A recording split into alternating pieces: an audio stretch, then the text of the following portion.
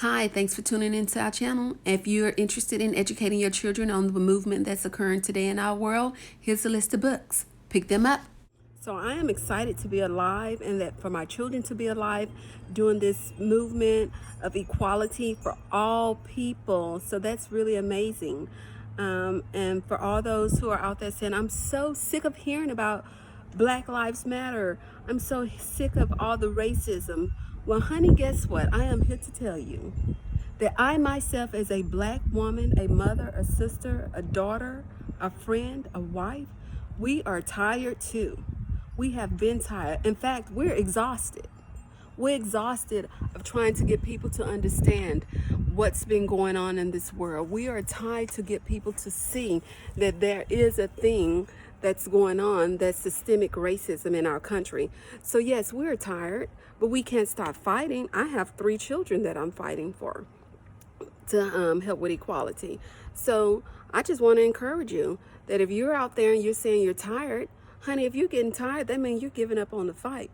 And if you're giving up on the fight, that means it won't be good for my people, for any brown people in particular.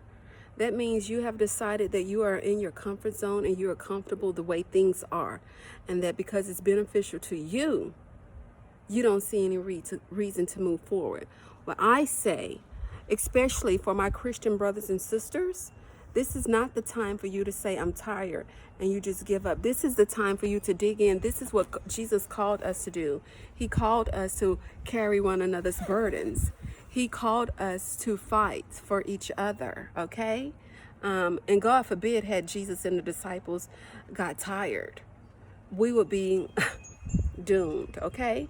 So I just want to say I'm excited, and more than anything, what I'm about to say is going to surprise you. I am extremely thankful for President Trump. I am thankful that he has opened his mouth and he has allowed the things to fall out of his mouth and the things to come from his mouth that are overflowing in his heart so that the world can see what's really there. You know, if you think back when he first started, people thought it was okay when he was saying, oh, build the wall, Hispanic it's Taco Tuesday, and as he ate a taco on his desk, he thought it was funny, and many other people thought that was okay. Then you fast forward, you have the COVID-19 virus. Many people thought it was okay to start attacking Asian people of Asian descent. That's not okay. Now here we are, fast forward after COVID-19, you know, the Black Lives Matter movement. And with that said, people, don't get confused when we're saying Black Lives Matter. It is understood, especially for Christian brothers and sisters, that all lives matter, okay? But the slogan is Black Lives Matter. Don't get caught up in semantics, okay? And verbs and terminology. You're going to miss the mark here. This is a movement. So thank you. I'm just saying thank you to President Trump that allowed all the people to crawl from under their shells, to come from out of their offices, people who represent us. I am thankful for all the businessmen, all of your neighbors, all of your relatives who have come out and really have shown themselves, who have really taken off their masks and expressed to you all as their friends and family who they really are. And that might be hard for some of you, but the fact of the matter is they've been that way. You just have chosen not to see it and not to have realized it. So you have an opportunity now to speak up on it. And I'm not saying get into a fight with your family. I'm saying let it be known that you do not stand with them when it comes to race baiting and racism of any kind on any level. So don't get into a quarrel with your family, okay? Just let them know where you stand, so that they know when they're in your presence, it's not acceptable. And let them know that when they're in your presence, it's not acceptable, because if you have children, your children actually learn more by watching you. They learn from you. We teach what we know, but we reproduce who we are in our children. That is a fact. So just be cognitive of that. And again, thank you to our president. Because of him, we have moved to another level. We have leveled up. People of all color, all denominations, all backgrounds are in this thing to make tomorrow better for my daughters, for your daughters, for your grandchildren. And we just got to keep the fight. And for those of you who are saying, I'm tired, I'm sick and tired of hearing about race. I'm sick and tired. Well, honey, guess what? Look at my face. I've been tired. Black people have been tired. In fact, we are exhausted, okay? We're exhausted because for years, our voices have gone unheard by so many, okay? So we're exhausted, but we're not going to give up. I'm not going to give up. I can't give up. My number one job, God has given me in partnership with him to educate my children, and that's what I'm going to do. Okay, so do what you can do. And if that's educating your children about race relations and teaching them how to be inclusive, not exclusive, because many times you'll find that many people only know what they see on TV. They have not had any type of reactions with black people in general, or they know somebody that knows somebody that knows somebody that had a bad experience, so they take that as their own narratives. When you do that, I know somebody that knows somebody that knows somebody, honey, the story has changed 16 times before it got to you. And more than likely, it's filled with a lot of lies and a lot of untruths. So take time out. Try to read and educate yourself. And I'm not saying go call all your black friends and stuff, whatever like that. I'm saying educate yourself. I'm saying to you, go out, mingle, make a honest effort to speak with people. I'm saying communication, open dialogue. Don't make it weird now. Don't go out and make it weird, okay? Don't go make it weird, but just go out just like you would with your normal friends. Just go out and start talking. And most times, black people, people of color will explain to you. They will be able to articulate to you what you're asking them. They'll be able to articulate to you so that you can try and see things from their perspective. And one of the things you have to do is be open-minded, because you have lived a life where your shoulders have been on. You know, it might be difficult for you to open your heart and open your mind and see things from a different perspective, because you don't know what it's like to live in my skin, okay?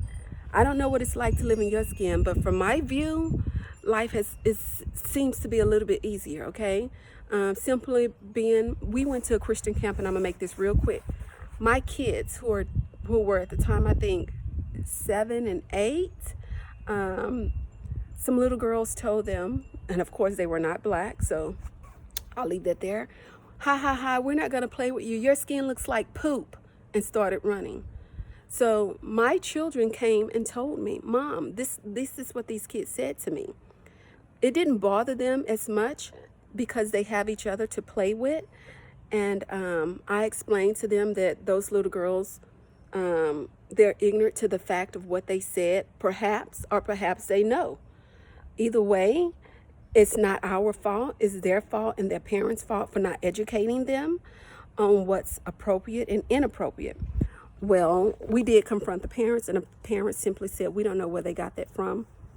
Okay, maybe they do, maybe they don't. I don't know, but I do know my kids have never said anything like that.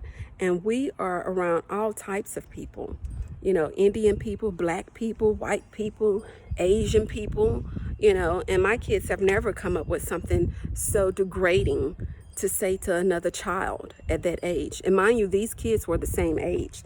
So that is what's being put into them, irregardless of your parents not knowing, saying we don't know where they got it from. I find that hard to believe. But, you know, if that's what they say, then that's what they say, and I take it for what it is. We didn't let it hinder our enjoyment of the trip. We moved forward. They did apologize, and that's all I can say about that. I will tell you that my father was not happy about that situation. He is older, from an older generation. He was born in the 50s. So he has a different take when people come up to his grandchildren. And if you are a grandparent, or if you have children, you know their grandparents will go to war for them. So that's kind of how my dad is. And I'm sitting in my backyard. That's why you see all the sun changing and the lighting changing and things like that. So I just wanted to share with you that experience that my children had, and they're kids, they're innocent, and they live in the bubble that we have them in right now. And I am just teaching them about who they are and their heritage, okay? I am teaching them that not all people are gonna like them. And some people are not gonna like them because of the complexion of their skin.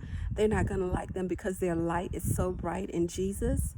They're not gonna like them because they feel inferior to them, so they are going to try and project their inner weaknesses onto them. And I am teaching them to not allow that to stifle their growth, because my job as a parent, our job as parents, is to place our children on a trajectory that will surpass what we can think of, so that God can use them in this world to build his kingdom, so that God can help them be the best possible version of themselves that they can be. And that's my goal. And I just want to say, keep the fight. And again, I am thankful for our leader. It's not the best way to get things done, but you know, God is so amazing. He take what the enemy meant for evil and he turns it into good. No weapon formed against us shall prosper. And when I say us, I am not speaking of just black people. I'm speaking of all God's children. Okay? So that's why we need all of God's children to speak up, because your silence is an agreement. When you're not, and I'm not saying you have to go out and march and carry a bag. We need prayer warriors. We need people who work in companies. We need grandmas, grandpas, the local store owner. We need you to speak up. When you hear something that's disparaging, and that's devaluing an individual, we need you to do something. And it is your job to figure out what is positive that you can do. And doing nothing is a no-no. That's not an option. At least if you're not, in my opinion, that's not an option. And what it says to me, that you are okay with the status quo. It says to me that, oh, I'm benefiting, so I'm not gonna rock the boat because I don't wanna lose my benefits. So just so that you guys know, that's my take on this thing for today. And one of the other things I wanted you to know, that one of the sermons we had, our pastor talked about 4 types of love, and the greatest of those loves was agape love. And honey, this is a time in our country that where agape love is something that we are going to have to practice. And I myself am practicing that, because some people are extremely easy to love and some people are difficult to love. But when we can get that, we can grow and we can progress and we can bring joy in this world and manifest the love and light of God. And yeah, that's what it's all about.